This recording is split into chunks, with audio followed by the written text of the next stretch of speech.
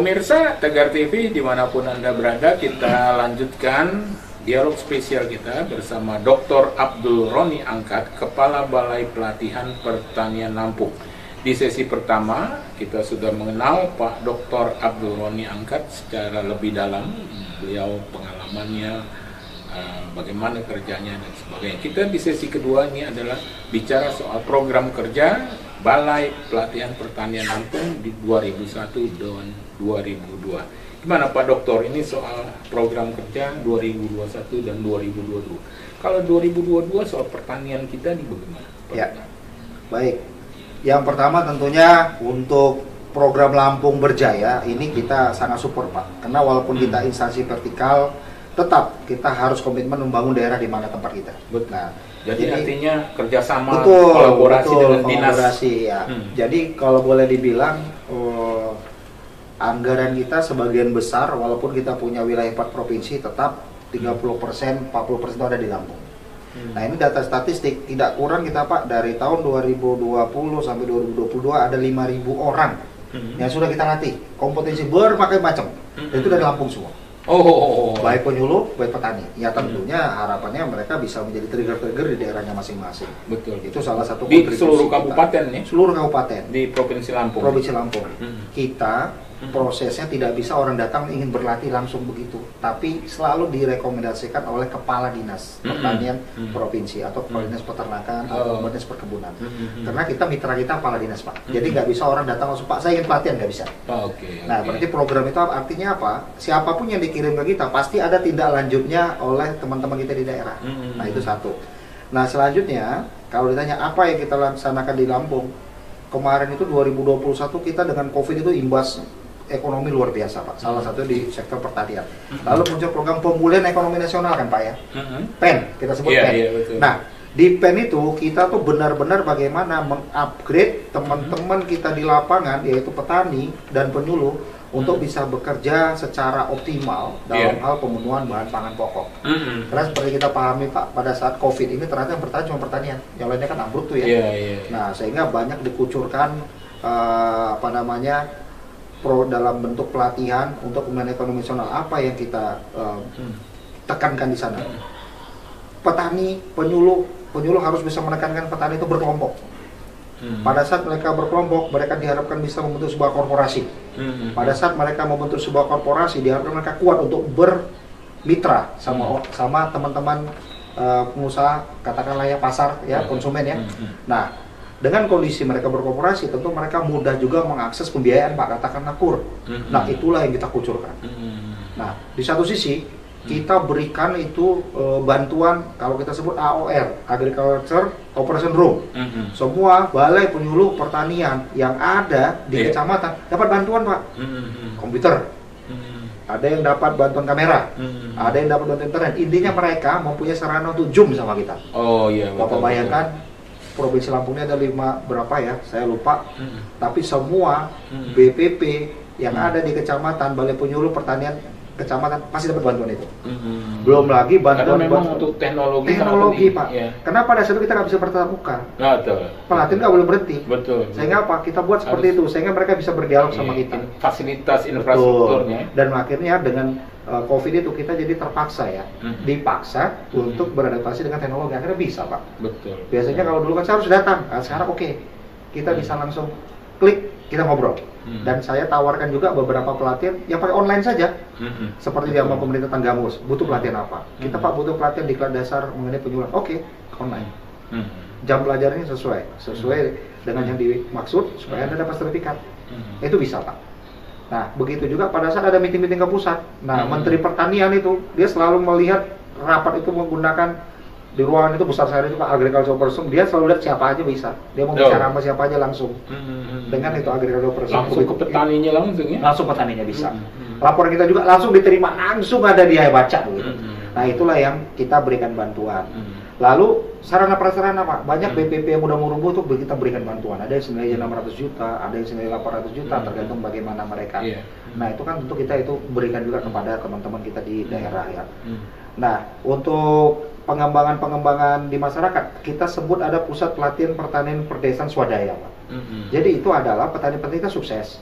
Dia punya sesuatu kegiatan yang bagus, Iya. teknologi apa produk. Ini kan sayang nih Pak. Jadi kita buat sebuah lembaga pelatihan yang dia punya legitimasi, kamu boleh melaksanakan pelatihan dan boleh melakukan sertifikat. Karena itu dilindungi oleh Kementerian Pertanian di bawah Balai Pelatihan kalau dia ada di wilayah Lampung.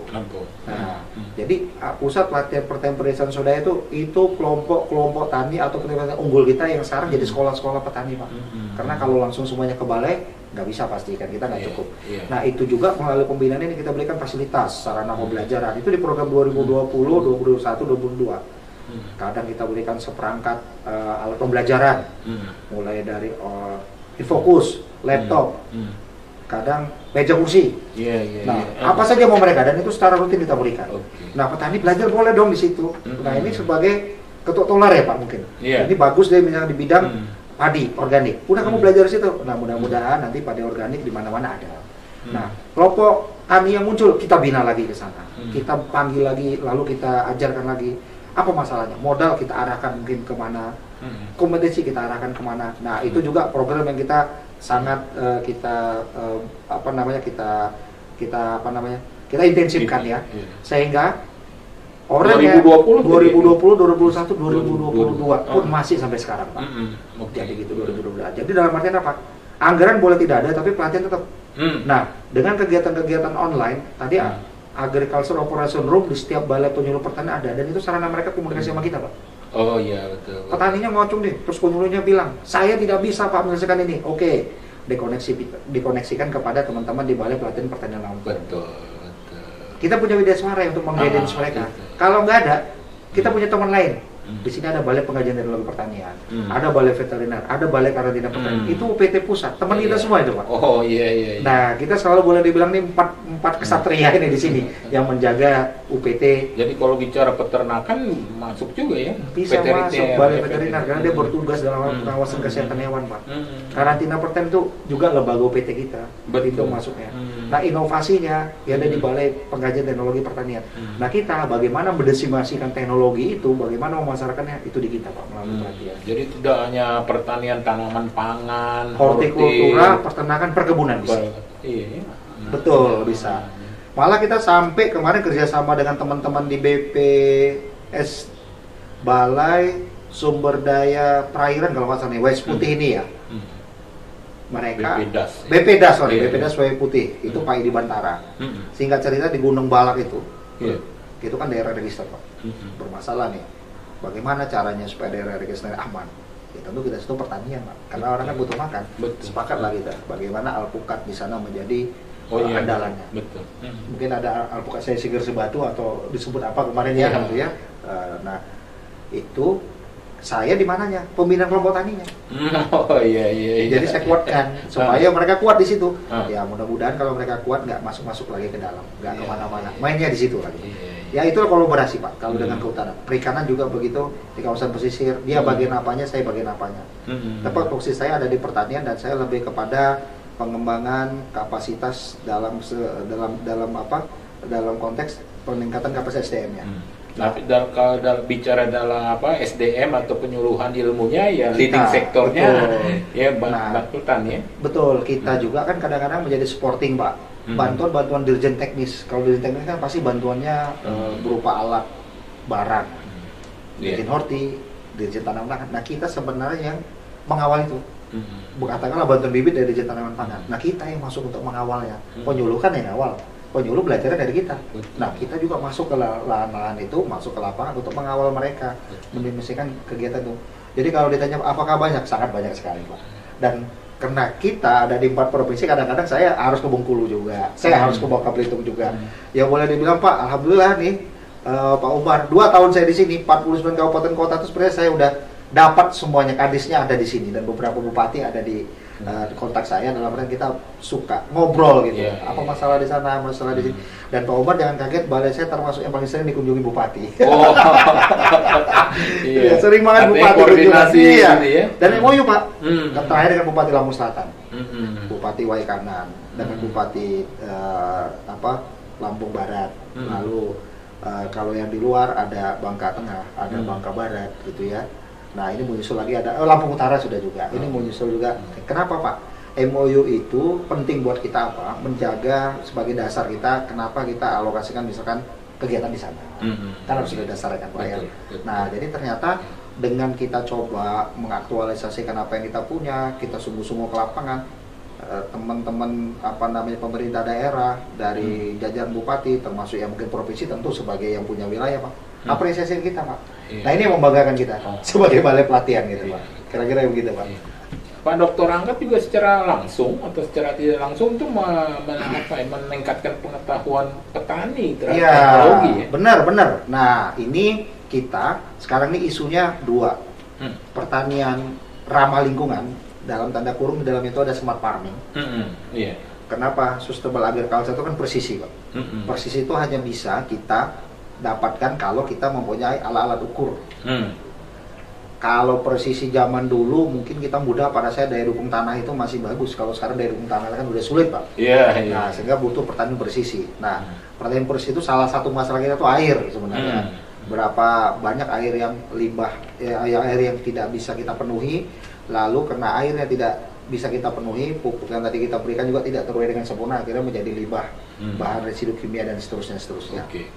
Nah, itu satu Pak. Nah, akhirnya apa? Kita coba di balai lancar sebuah smart farming. Kita bicara smart farming ini kan sebenarnya berbasis, kalau bahasanya ada sensor, ada alat untuk kontrol, apakah itu remote, apakah itu menggunakan Android. Sebenarnya teknologi itu banyak Pak, cuma mahal. Nah, kita sampaikan kalau teknologi mahal ini kita perkenalkan petani, pasti pertama kali mereka tanya, Pak, saya ngajuin proposal boleh nggak? Itu udah pasti. Kedua, saya bilang, kalau itu nanti rusak, datang lagi. Pak, ini rusak, saya harus bagaimana? Oke, saya bilang sama anak-anak, kita riset. Karena saya punya background mekanisasi.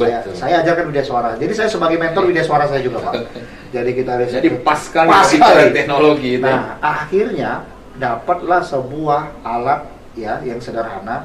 Ya, saya bilang murah kenapa? Karena kalau ukuran 1-2 juta itu saya pikir murah untuk kelompok tani. Tidak sampai puluhan juta atau ratusan juta.